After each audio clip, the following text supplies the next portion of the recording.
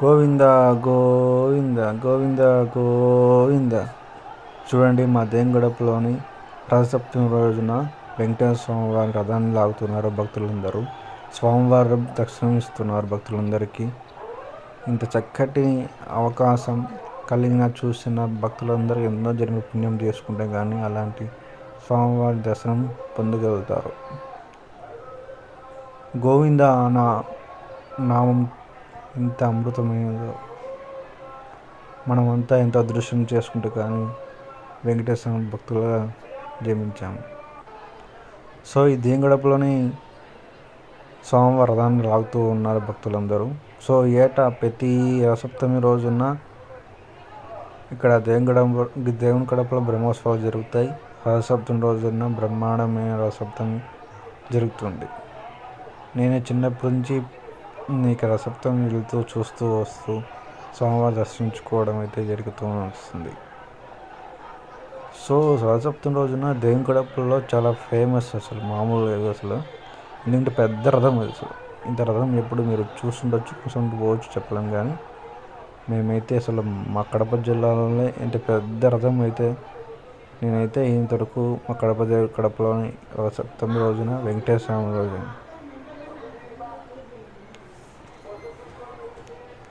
గోవింద గోవింద ఏడుకొండలవాడ వెంకటరమణ గోవింద గోవింద.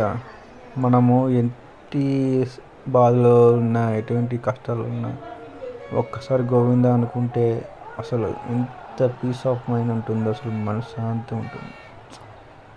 ఎంతైనా మనం అదృష్టం చేసుకుంటే కానీ మనం వెంకటేశ్వర భక్తులై పుట్టినాం, అంత స్వామి దయతోనే. సో రథసప్తమి రోజున అందరు ఊర్లో కానీ అందరు ప్లేస్లో రథసప్తమి బ్రహ్మాండం జరిగింటాయి. సో మా దేంగడపలో మాత్రం రథసప్తమి అంటేనే ఒక తిరణాల వేరే లెవెల్. అసలు రెండు కళ్ళు కూడా చాలు, అంత వైభవంగా జరుగుతుంది ఏటా. ప్రతి సంవత్సరము రథసప్తమి రథమంతా బాగా చక్కగా తయారు చేసి స్వామివారిని భక్తులందరికీ దర్శనం ఇస్తారు. ఆ రథాన్ని అయితే అటుపక్క రెండు చెక్కలు పెద్ద వేసుకొసి వెనకాల వేసి మూవ్ చేస్తారు. ఇటు ముందర పక్కన చైన్ పెట్టుకుని లాగుతారు. సో రథాన్ని మోగుతూ ఉంటుంది. స్వామివారి భక్తులందరికీ దర్శనమిస్తూ వస్తారు. ఇది గుడి చుట్టూరు, దేంగడపలోని వెంకటేశ్వర స్వామి గుడి చుట్టూ ప్లేస్ ఇల్లు ఉన్నాయని మొత్తం అంతా తిరిగి స్వామివారు అరౌండ్ మధ్యాహ్నం 2-3కి స్టార్ట్ అవుతుంది సప్తమి రోజు రథం లాగేదానికి. అంటే పాత కడప నుంచి దేవుని గడప, అంటే దేవుని గడప పాత గడప దగ్గరే. అక్కడ నుంచి వచ్చి పాత గడపలో వస్తేనే దేవుని గడప రెండు కలుపుకొని చైన్లు వెనక పక్కల చెక్క వేసి మూవ్ చేసేదానికి చేస్తారు. ఈ చేసిన ప్రక్రియలో దాదాపు సోమవారం 3కి బయలుదేరితే మళ్ళా రాత్రి 7-8 అవుతారు మళ్ళీ సోమవారం టెంపుల్ చేరుకోవడానికి. అంతసేపు లాగుతూ ఉంటారు భక్తులు అందరూ. అసలు లాగుతూ ఉంటే ఎంతో జన్మల అదృష్టం చేసుకోవాలి అలా లాగడం అంటే. మనం సాక్షాత్ వెంకటేశ్వర స్వామిని రథం లాగుతున్నామంటే ఎన్నో జన్మల అదృష్టం కొందరికి దక్కుతుంది. సో నా అప్పుడు లాగే ప్రక్రియలో అసలు ఎంత ఆనందం ఉంటుందంటే అంత ఆనందం. చిన్నప్పుడు మేము వెళ్ళేటప్పుడు అయితే అసలు స్వామివారి రథం లాగుతూ ఉన్నప్పుడు స్వామి దగ్గర వస్తుంటే అసలు పులకరింపు ఎలా ఉంటుందంటే అలాంటి ఉంటుంది.